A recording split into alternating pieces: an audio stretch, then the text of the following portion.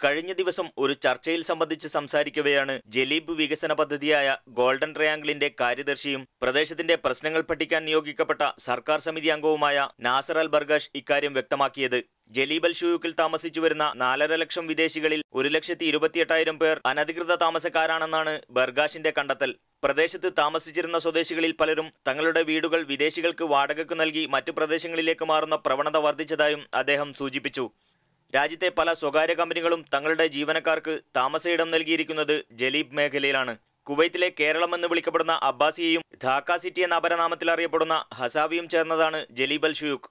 പ്രദേശത്തിന്റെ ഭൂമിശാസ്ത്രപരമായ പ്രത്യേകതകൾ മനസ്സിലാക്കി 2004-ലായിരുന്നു എഞ്ചിനീയർ നാസർ അൽ ബർഗാഷ് ഗോൾഡൻ ട്രയാങ്കിൾ എന്ന പേരിൽ വികസന മാർഗരേഖ മുന്നോട്ട് വെച്ചത്.